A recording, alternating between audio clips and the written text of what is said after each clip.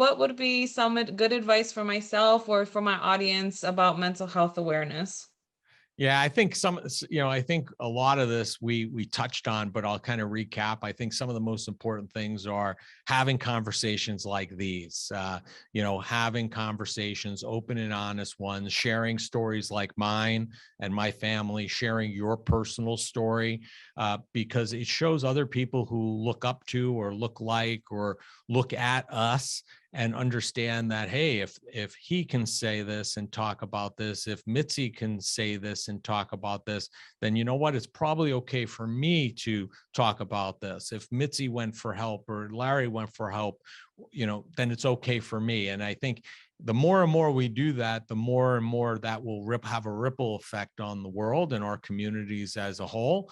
And it'll allow people to feel comfortable to get the help they need.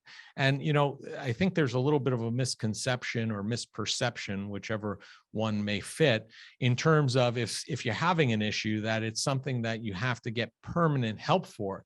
Not the case. There are plenty of situations that we're thrown in life that are temporary, that we may be going through a very stressful time, that we can get help for that situation in that moment, and we may never need it again. So I think having these conversations and enlightening people that getting assistance and help is important, and that they can do it, and that there aren't any repercussions. They're doing themselves, their family, their life a service by doing it. I think that's important. I think number two is, again, if you have somebody who's struggling, and whether they're come out front and tell you that they're struggling, or you think they're struggling, it's okay to say something and ask them. Ask them if they're okay, if you notice a change in behavior. And if it's something you don't necessarily feel comfortable with, helping them or guiding them because you don't have any experience, most of us don't, then, going to those resources and those numbers that, we talk about are great avenues to help you kind of navigate through that process. And then I think the third thing is, if this is something you're passionate about and it's something you really want to help, I highly recommend going to afsp.org, learning more. You could also go to our family's site, which is keithmilano.org. Keith Milano was my brother-in-law. You could read more about his story.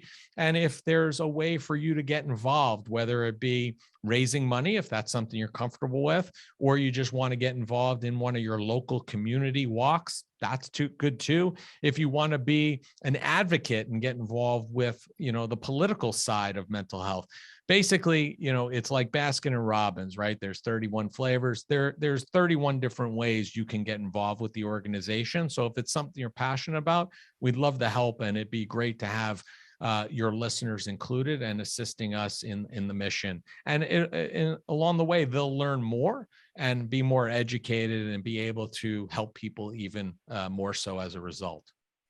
All right. Thank you so much, Larry. I do appreciate this.